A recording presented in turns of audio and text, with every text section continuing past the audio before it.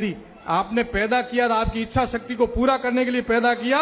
हमारे ऊपर कोई एहसान नहीं किया, माँ बाप का रिश्ता नहीं है। आपकी इच्छा शक्ति थी इसलिए आपको पैदा करना पड़ा, हमें पैदा कर दिया। ये हमारे बच्चे बोलने लग गए, ये हमारे बच्चे बोलने लग गए और ये कहने लग गए कौन सा बाबूजी, कौन सा गोगा जी, कौन सा दुर्गादास, ये सब बनावटी बातें, कभी ऐसा हुआ ही नहीं। ये बोलने लग गए। ये तो आपने भी सुना होगा, कौन राम, कैसा राम, कौन कृष्ण, कैसा हनुमान, कैसा नल, कैसा नील, ये कोई हुए ही नहीं। ये कपोल कल्पित बातें। ये कहा कि नहीं कहा? सेतु बंद रामेश्वर की बात है। बीच में बहुत बड़ा प्रकरण चला था कि यहाँ ये सेतु बंद है जो रामेश्वर बंद है, इसको तोड़ा जाए। तब अपन ने विरोध किया कि नहीं तोड़ा जाए।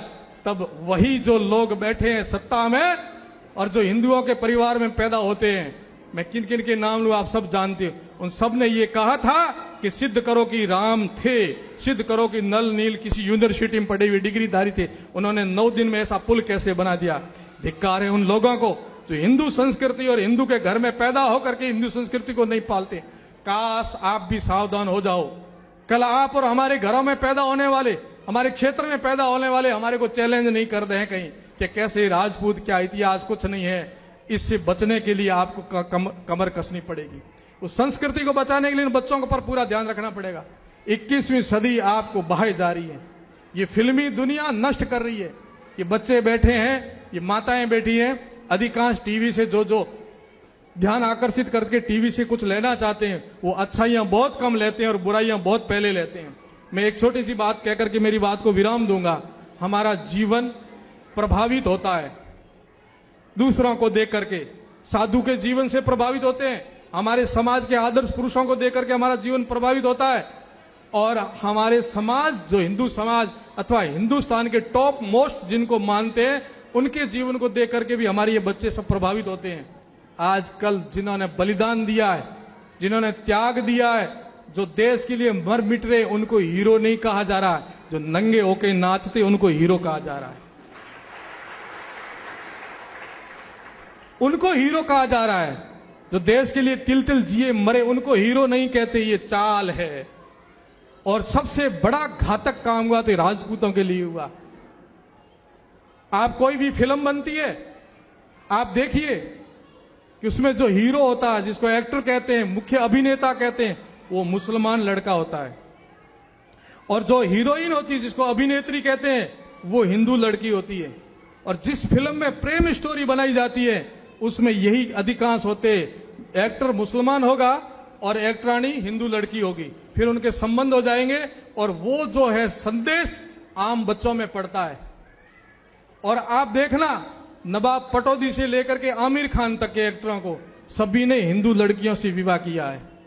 सभी ने हिंदू लड़कियों से विवाह किया और उसकी एक छाप पड़ती है आम लोगों पर कि हमारे हीरो जब इनसे करते हैं तो हमारी लड़कियां भी आकर्षित होती है। और इन मुगलों द्वारा चलाया हुआ लव जिहाद इस दुनिया में हिंदुस्तान की संस्कृति को बर्बाद कर रहा है। सावचेत हो जाओ आप लोग। आज मुझे चेन्नई की धरती में कहते हुए दुख और पीड़ा भी होती है कि इस हिंदुस्तान का जब नक्शा देखते हैं तो एक बार तो यूं लगता है कि वाह रे वाह, मेरा भगवान जन्म दिया तो इस भारत भूमि में दिया है। और जब वर्तमान हिंदुस्तान को देखते हैं तो बहुत दुख और पीड़ा होती है। ये हिंदुस्तान का नक्शा कैसा बन गया है, कैसा हिंदुस्तान। आप जिस प्रांत में जिस जगह बैठे हो, यहाँ क्या है? यहाँ प्रांतवाद है। यहाँ हिंदी को महत्व नहीं देंगे, कहेंगे हम हिंदुस्तानी हैं, परंतु हिंदी को कोई महत्व नहीं है। यहाँ क्षेत्रीयवाद है। पूर्वांचल में जाओगे, आसाम, मणिपुर, मेघालय, नागालैंड, वहां एक और दूसरी रचना हो रही है देश के खिलाफ। देश को मैंने 4 हिस्सों में बांट करके देखा मेरी कल्पना से। एक आसाम, मेघालय, मणिपुर, मिजोरम, नागालैंड, उधर का देश सारा का सारा ईसाइयत की गिरेबान में आ गया है। वहां हिंदू भी गाय को खाते हैं, वहां हिंदू भी गाय को खाते हैं और वो कोई इसको मानते नहीं कि हमने गाय खाई है। और वहां हिंदू सारे के सारे अधिकांश ईसाई बन गए हैं। उससे निकल करके जब इस देश में आता हूं, इस कोने में तमिलनाडु, आंध्रा, केरल, तब यहां भी क्षेत्रवाद ने हिंदुस्तान को खत्म करने का एक बना रखा रूपरेखा। क्षेत्रवाद हावी हो गया है। और उससे निकल करके दिल्ली के आसपास झारखंड, बिहार, उसके पास जाते हैं तब लगता है आतंकवाद। गुंडावाद देश को वो भी खोखला कर रहा है। उससे निकल करके राजस्थान की तरफ इधर आते हैं तो जातिवाद। इन चारों हिस्सों में जब देश को देखते हैं तब लगता है कि मोदी कैसे आएगा, कैसे हिंदू बचेगा, कैसे गाय बचेगी। खुलेआम गायों को काटी जाती है। ये हैदराबाद के अंदर ही ओवैसी ने क्या भाषण दिया है। वो बोलता है हिंजड़ों की औलादे हो तुम लोग, और उसने ठीक कहा। जिसके 1 अरब हिंदू लोग जिसको गौ माता कहते हैं, और हिंदुस्तान की धरती पर खुलेआम खुले बाजार में जब गाय कटती है और खून बहता है तो ये 1 अरब हिंजड़ों की औलादी होगी। और क्या होगा? माए के खबरदार है, कोई अंगुली उठा के देख ले, माँ के आंचल को कोई छू के देख दे, बच्चे का खून खोलता है। तुम 1 अरब हिंदू, तुम्हारी गौ माता ऐसे भारत के अंदर काटी जाएगी तो कैसे हिंदू हो तुम लोग? कृष्ण की औलाद, राम की औलाद, जिन्होंने गाय को पूजा, आज उन्हीं की औलादों के सामने गाय को काट करके ऐसे खाएंगे। और ये हुआ है जहां 2% मुगल रहते हैं मुसलमान। मैं सांप्रदायिक बात नहीं करता हूं पर तथ्यात्मक बात कहूंगा। जहां 2% मुसलमान रहते हैं वो हमारे साथ रहते हैं, कोऑपरेट करते हैं, बहुत मिलनसार रहते हैं। हम कहेंगे ऐसा करेंगे। 2 से 5% जैसे बनेंगे ऐसे वो अपनी मांगे रखेंगे, ये हमें भी मिलना चाहिए, ये हमें भी चाहिए। और 5 से जैसे 15% बनेंगे ऐसे वो ठोक करके लेंगे हमारे से, ये हमारे को दो, नहीं तो हम झगड़ा करेंगे, नहीं तो हम आपके खिलाफ खड़े होंगे। और 15 से 20% होते ही वो हमारी कोई परवाह नहीं करेंगे, अपने आप खोस लेंगे हमारे से। ऐसा हुआ है, कश्मीर में हुआ और केरल में हुआ है। अभी अभी अपने ताजी घटना यूपी के अंदर हुई है। ये सारे के सारे उदाहरण हैं। मैं आपको सांप्रदायिक भड़काव तो नहीं देना चाहता हूं, परंतु ये कहता हूं जो संस्कृति आपके पास है, जो सभ्यता आपके पास है, वो आपकी संतानों को बचाए रखो तो सुरक्षित रहेगी। और ये संतानें आपके हाथ से निकल गई तो थोड़े दिन हमारे घरों में ही मुसलमान पैदा होंगे और हमें घरों में ईसाई पैदा होंगे जो हिंदू संस्कृति के लिए घातक बन जाएंगे। जितने वो घातक नहीं है, इतने हमारे घरों में पैदा हुए हुए घातक हो जाएंगे। इसलिए आपको सोचना है, पैसे तो कमाने ही कमाने, परंतु धर्म को पहले रखना है। आप देखो, मुसलमानों से सीखो, वो धर्म को पहले रखते हैं फिर खुद को रखते हैं। वो पहले धर्म से काम करेंगे। मैं अभी बाहर जाके आया मुस्लिम देश में, मैंने देखा वहां का सिस्टम, पहले धर्म, उसूल, ईमान और फिर खुद। और हम यहाँ धर्म को बाहर फेंक देते, फिर हम हैं, फिर बाद में धर्म को लाएंगे। वो कभी भी नहीं हो सकता। पहले धर्म को रखो आप। जहां धर्म आगे होगा आपकी रक्षा होती जाएगी और आप आगे बढ़ते जाओ। जैसे धर्म को निकालोगे ऐसे आप कुछ भी नहीं रहोगे। इसलिए पहले रखो धर्म को, पहले रखो गायत्री मंत्र को, पहले रखो गौ माता को, पहले रखो हमारी देवी देवताओं को, पहले रखो हमारी संस्कृति को, और फिर आप आगे बढ़ो। तो आपको कोई दुनिया में रोक नहीं सकता। और इन सबको निकाल दोगे उस दिन दुनिया में आप रुके हुए हो ही। आज जगना पड़ेगा पूरे हिंदू समाज को।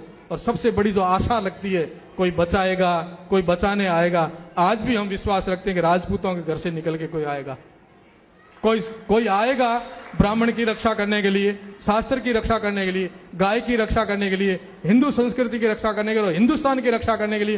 तो इन राजपूतों के घर से ही कोई निकलेगा महापुरुष। ऐसी आज भी हमारी अभिलाषा है। ऐसे ही मोदी है, मोदी राजपूत परिवार से निकले हुए हैं।